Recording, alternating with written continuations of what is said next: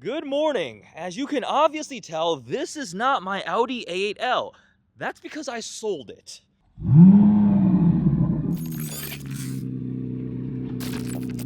It's early in the morning, and we're going to talk about why I sold my Audi A8L. The $50,000 A8L, a used one, obviously, $50,000 that I bought last year. I lasted 9 months. I managed to go 9 months without buying or selling a car, which is not a record for me, but pretty much on par for what I do. I need gas, though. That's the Z06 Life, down to 44 miles to empty. So we are going to route our way to the gas station and go for a casual drive and just chat. Another one of these videos where, I'm not overproducing it. The last couple did pretty well. Positive reception. The one on my 3-month update after quitting my full-time job and giving YouTube a shot. And then did one on how I afforded my cars, talking about stuff like that, where we just have a camera and you hear Eddie just talk about various topics. So the A8 is sold. Obviously, I'm in the Z06 right now. I'm a minimalist now. Just kidding. No, for me, one car is minimalist status. I still recognize that it's a Z06, obviously. So totally kidding there. But why did I sell it? And I meant to film this video when I still had the A8, because it would make sense. I had a couple other videos. I'm going to do 5 things I love and hate about the A8L, ownership update, because I had it 6 months at that point, and I never got around to it.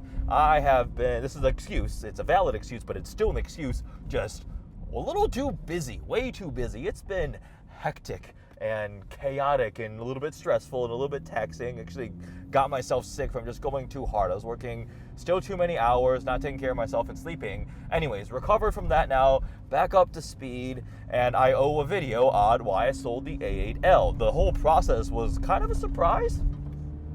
So the answer of here's why I sold my A8L. Well, I'm not driving it. I wasn't driving it anymore. So at the end of the day, that is exactly why. It got driven, I think, 3 or 4 times in the last 2 months before I sold the car. And it was just sitting in the garage. So yeah, it didn't really make sense to keep a $50,000 car just sitting in the garage, because I have press cars that I'm driving, right? And I need to create content when I have a demo car, a press loan from one of the OEMs, and then I'm traveling, and then now that the weather's nice, I want to drive the Z06. So the A8 just kind of sat there. I took it out occasionally, but yeah, so there was really no point in keeping it long term. I kind of suspected this was going to happen. I've not had the best track record of keeping cars for a long time. I get bored. And I think that some of that might be because of doing the car YouTube thing. I'm in a different car every week, sometimes multiple cars a week, and you almost get conditioned, develop automotive ADHD, right? You're always wanting the new experience, a new thing to try out, and then you drive a car for a little bit and you're like, okay, I kind of want something new.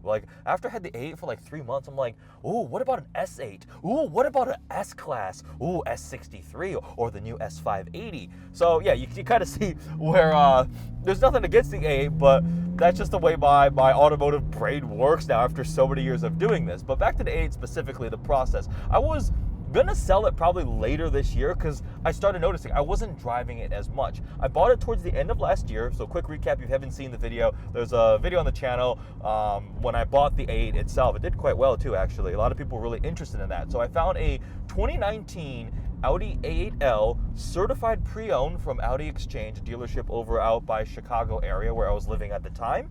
And this car had a $109,000 original MSRP, loaded, a lot of options, rear wheel steering, the upgraded B&O sound system, nice leather. It was pretty nicely spec'd for just a regular V6 twin turbo A8L. Did not have the V8, just the first one.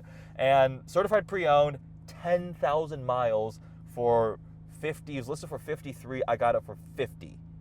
So the first owner lost over almost $60,000 in depreciation. Now whoever probably got some incentives when the vehicle was new, because 2019 was pre all the ridiculous automotive pricing and stuff like that. So there were definitely lots of incentives stacked on cars like the A8, right?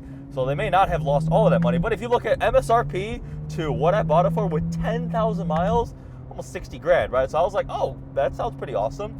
And I'd always wanted a big executive luxury sedan. After spending a bunch of time with an S-Class when I was in college, Parker had one, having driven the 7 Series. I had one as a loaner when my i8 was in for service many years ago, driven A8s, W12 powered A8s. Like, there's something about these executive luxury sedans that just really speaks to me. They are the best of the best in terms of a daily driver. If you just want comfort, something specialized to his task. This Z06 is specialized to track performance and just emotion, driving engagement, that kind of the noise and everything, the drama of a sports car, right? But an A8 or an S-Class or a 7 Series is specialized in just a cocoon of luxury to waft you along where you don't even hear anything from the outside world, the massage seats. And like, yeah, the average demographic is older.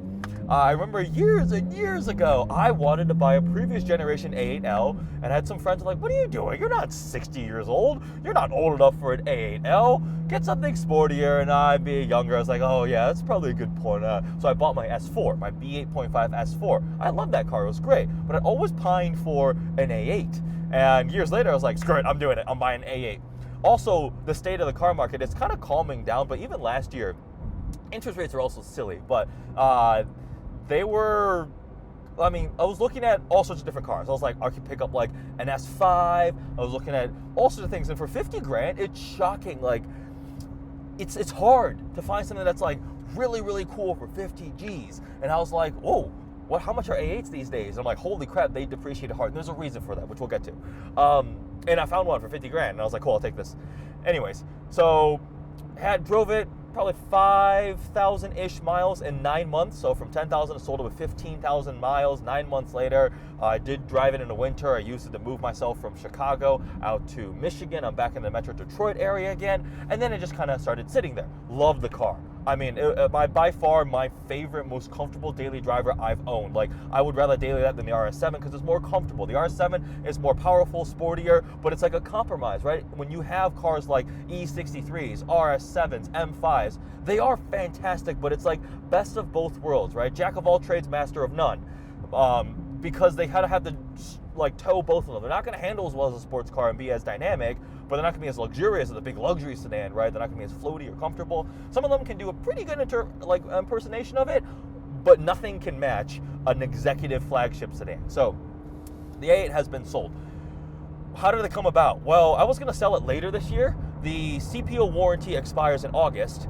And I was like, if I decide to keep it from the get-go, right? If I decided to keep it, I was going to extend the warranty, get some sort of third-party extended warranty, just because ownership costs on a car like that can be terrifying. There is a reason why they depreciate so hard, because in my mind, there's two reasons. One, the people who pick these up new don't care about depreciation, typically, right? They lease them and then just turn them. The guy that had this one new, 10,000 miles, right? Like, if you cared about depreciation, you would maybe try to amortize it over more miles or keep it a little longer. Probably didn't care. Leased it for $1,500, $2,000 a month or whatever. I'm gonna mute this real quick. And yeah, Escort radar detectors. Use my link in the description below for a discount code. Absolutely have to have them. I'm doing below the speed limit. Anyways, depreciation, and then they always want to get the new ones, right? So like, okay, cool, the new generation came out, or the S8 came out, I'm gonna turn this one and get a new one. They don't really care. Maybe it's a corporate lease or whatever. And then the second reason I think they depreciate so hard is the reliability, maintenance costs, and just the cost to keep it running are staggering.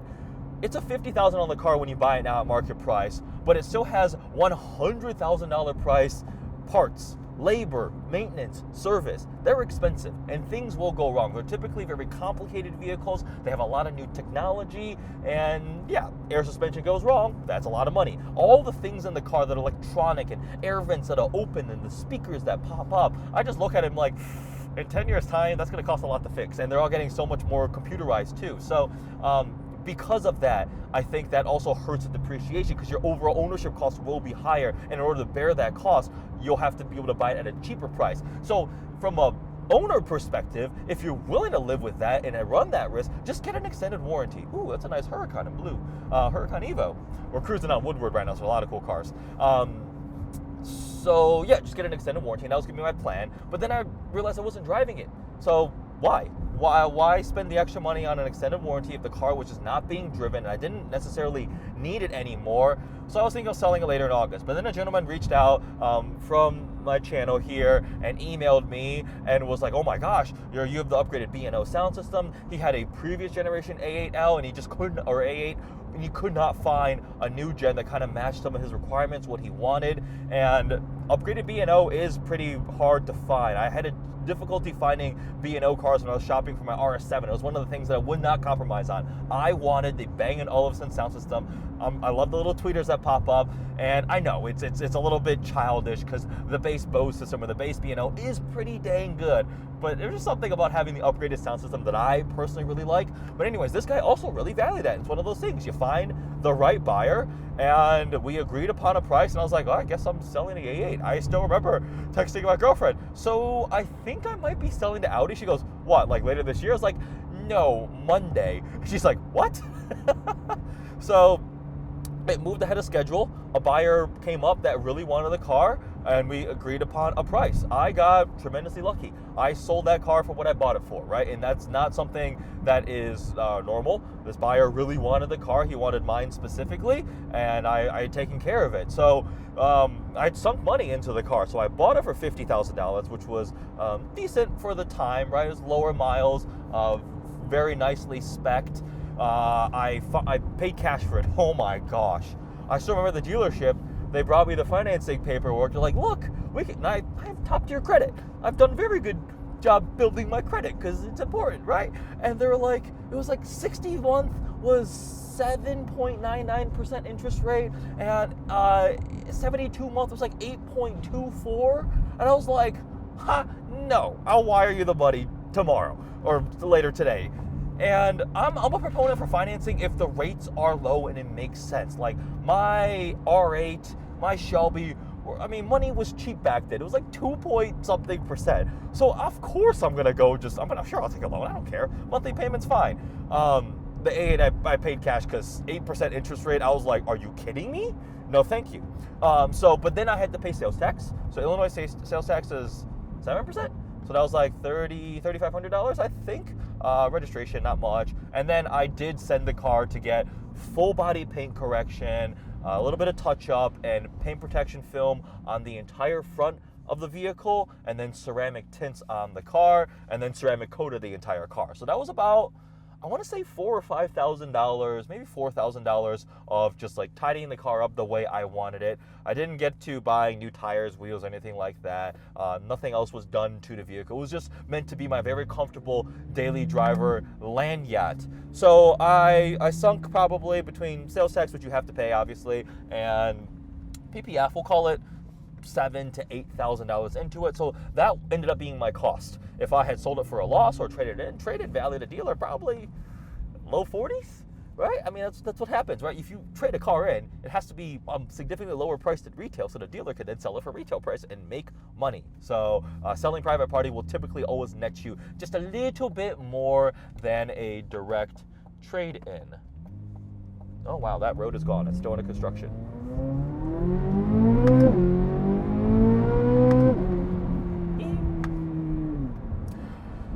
So yeah, the A8L, sold it.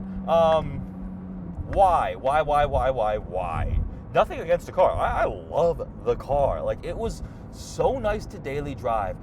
Going out to dinner with my girlfriend, heading to downtown Detroit, just cruising along. It was hilarious. I'd get out of that car into another car, drive like a Mercedes for a week or something, or the Land Rover Defender, or whatever press car I had, and then I'd hop in one of the couple times that I drove the A8, and I was like, oh, I forgot how quiet this is. Oh my gosh, it is so serene and smooth. And the massage seats are great in the A8L. Some of the, like, I just had a BMW XM label. Massage seats in that were weak. They were terrible. I actually didn't like that XM much at all.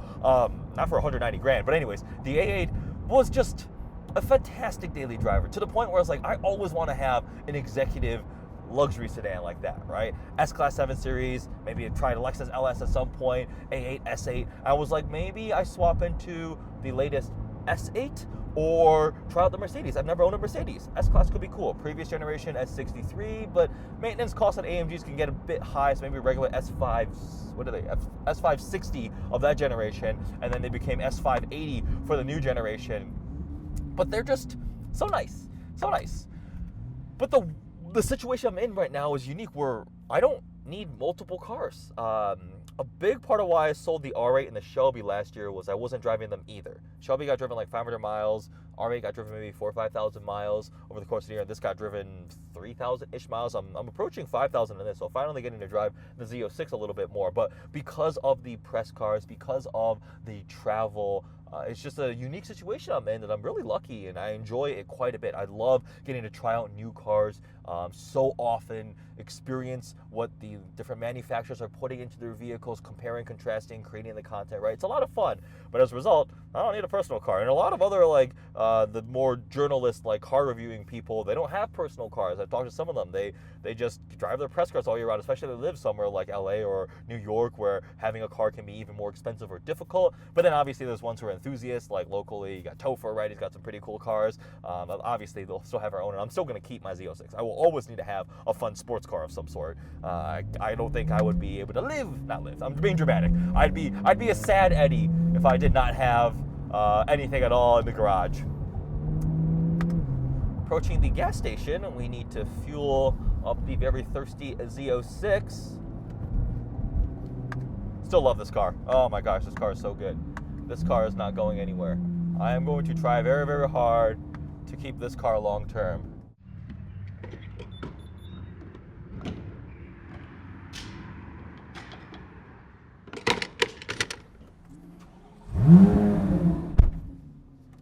All right, fueled up.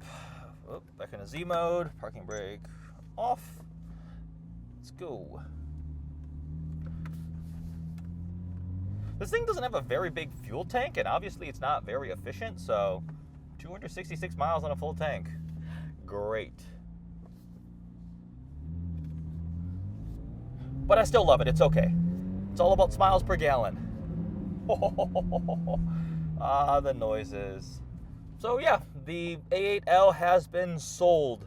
Gone. Very quick. Oh, the transaction. I have been swamped. So I was in California for 2 weeks out there filming while the kind of negotiation happened over email. And the buyer's like, when can I come up? I'm like, I have a 1.5 day window. So I flew back on a Sunday, maybe Saturday, and I was like, if you can make it up here on that Sunday, we can do the deal on the Monday, but then I have to leave on Tuesday morning to go to Road America. I had a media event up at Road America.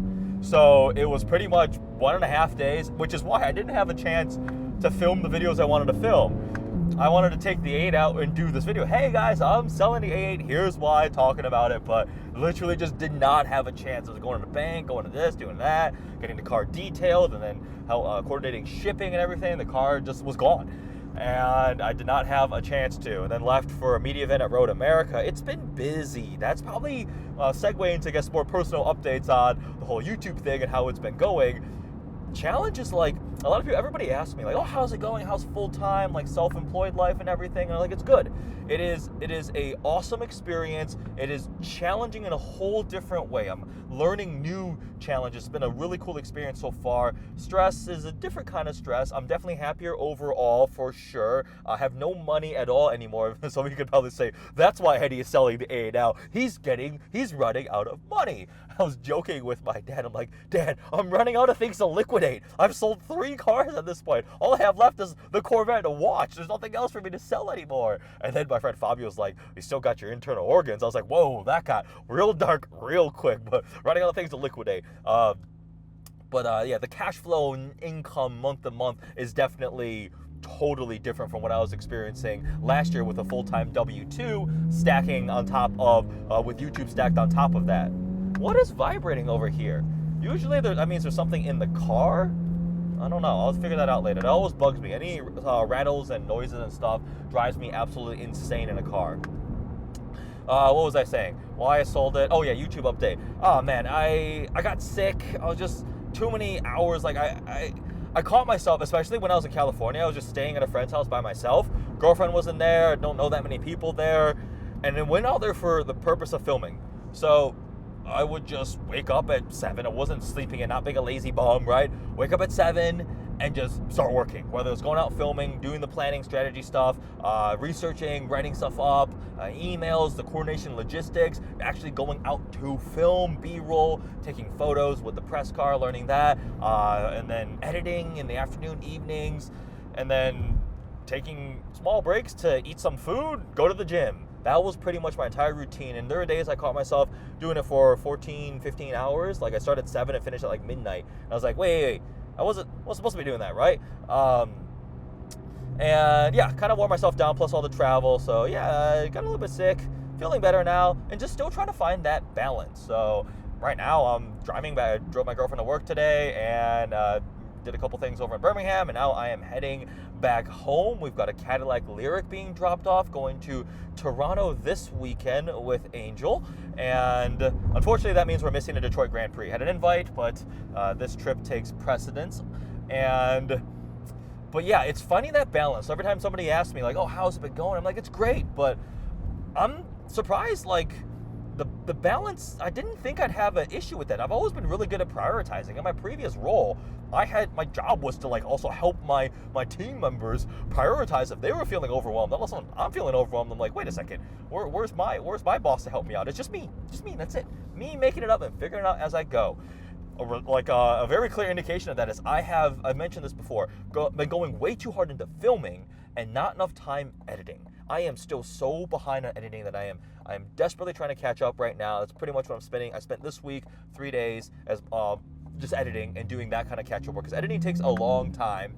And yeah, to show how far behind I am, I was finishing my Land Rover Defender vlog, which to me didn't feel like it was that long ago. I was like, oh yeah, that was just like 4 or 5 weeks ago, right?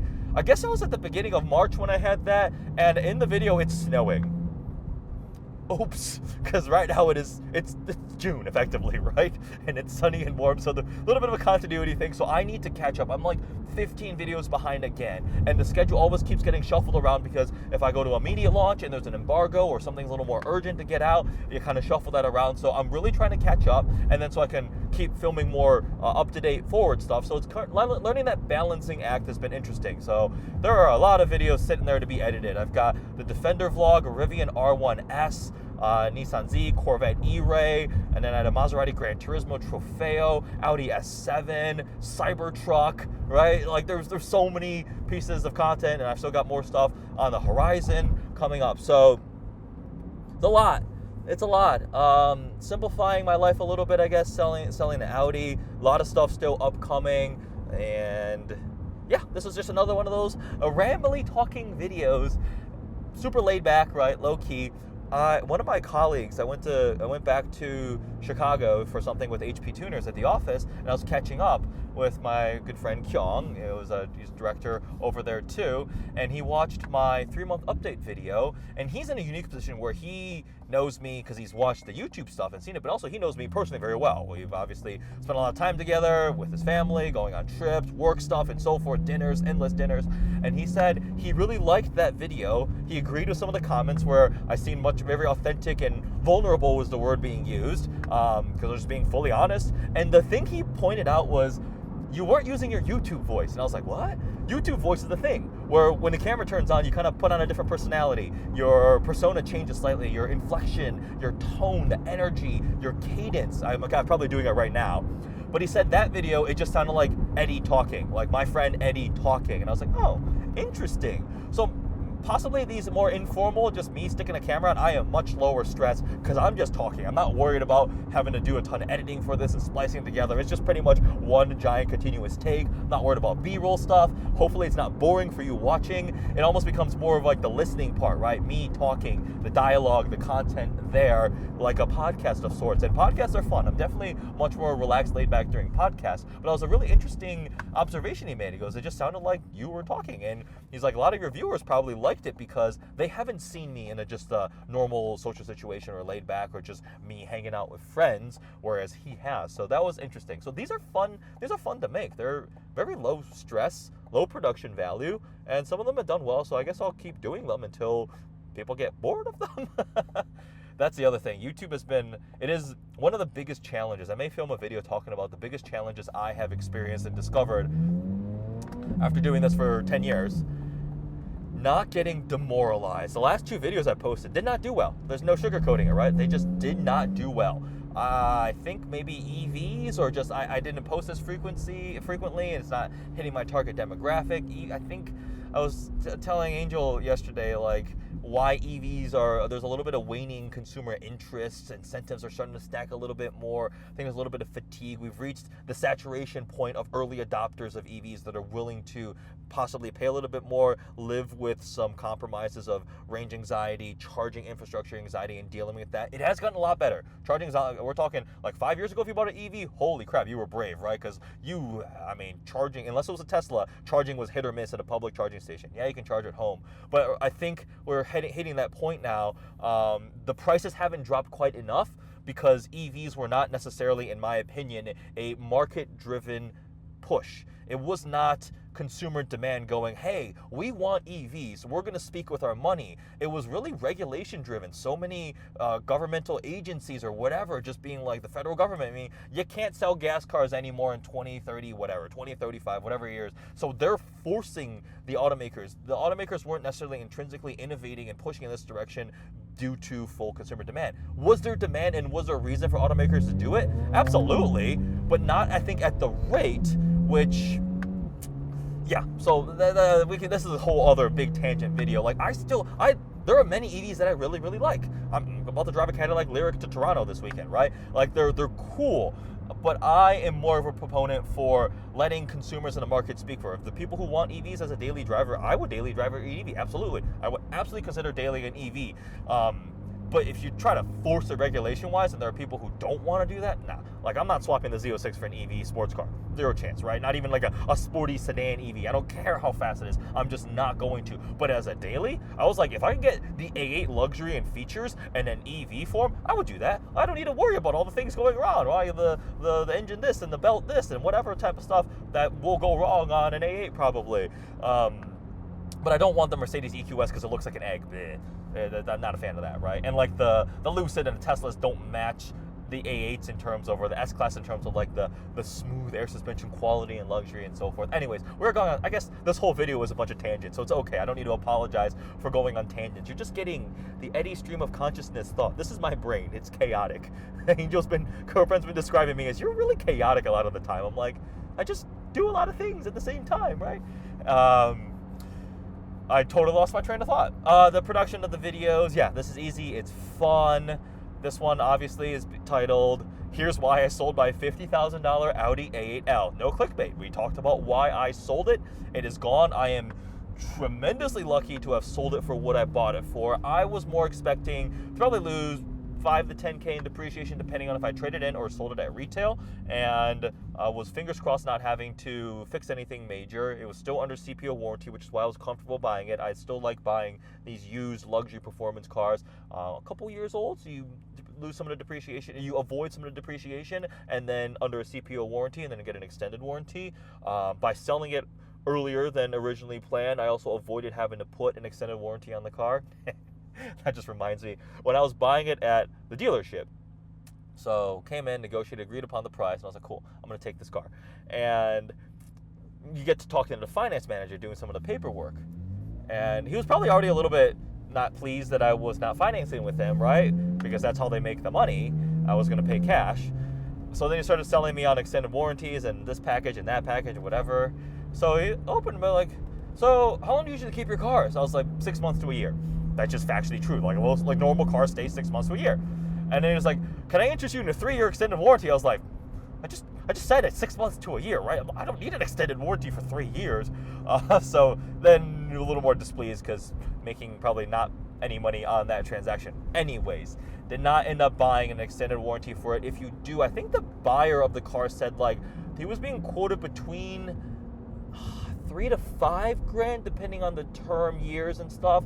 it sounded like he was saying because it was so low miles, 15,000 miles for a 2019, it made it a little, the price point was a little bit better. So if you're trying to extend a warranty an 80 or 100,000 mile 2019, yeah, it's going to cost more because more things are likely to break. So they will take that into consideration. He was getting it through his credit union or something. But you can go third party, like I think Fidelity is one of those big companies a lot of people have seen run on their Audis and so forth.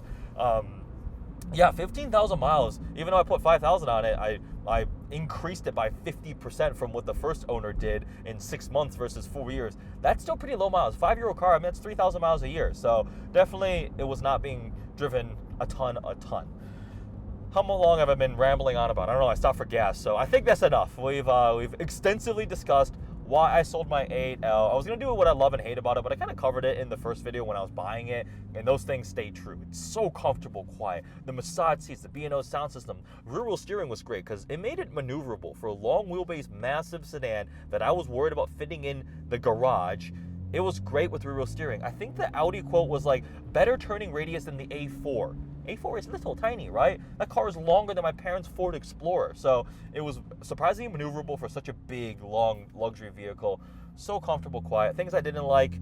Interior storage sucked. For such a big vehicle, the center console storage was abysmal, right? Like there was, to the point where it was frustrating, like with 2 people in the car, there wasn't anywhere to put things and hide it in there. The center actual like armrest storage thing had the wireless phone charger, and it was also tiny. There was really no space even to put like sunglasses. So I started using cup holders, but then what if you have a drink? So I did not like that. I was surprised at how impractical the front of the A8 was.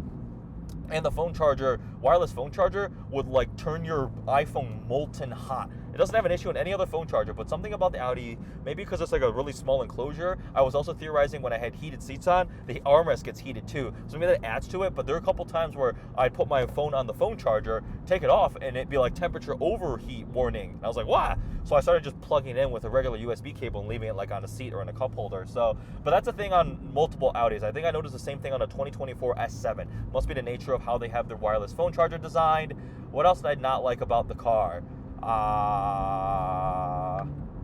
That was it.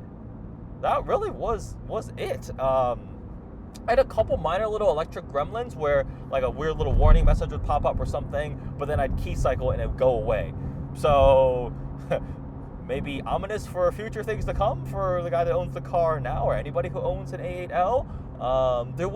I knew I'd get an extended warranty, but even with that, warranty is try to avoid some of the costs. It can still bring a headache. And I had a couple people message me like, oh, my A8 did X, Y, and Z, be careful. And I was like, ugh. But I knew that going in buying the car. I knew it wasn't going to be a Camry, right? That's just not the nature of the vehicle. Otherwise, there it is. Not the shortest time I've owned a car, not the longest time I've owned a car, the appropriate length, and I believe sold for a solid set of reasons. If it didn't happen now in May, it was going to happen in August by the end of the year probably. The other big question, everybody is like, oh, what are you buying next? I think we're conditioned now. Whenever somebody sells a car, they're only selling it to buy something new, right? Everybody's like, oh, what's next? What do you have coming up next? And I was like, nothing. I genuinely am not planning on buying anything right now, with the caveat that late this year, there's a chance that I will pick up something because my press car coverage is not 100%. Sometimes I might leave for a trip and be back for 2 days before the next car gets dropped off and so forth. I'm not Motor Trend. I'm not Car Driver. I don't have 25 cars lined up back to back to back to back or double cars like that. So I'm still working on that, obviously. So maybe for the winter, I'll have to get something, right?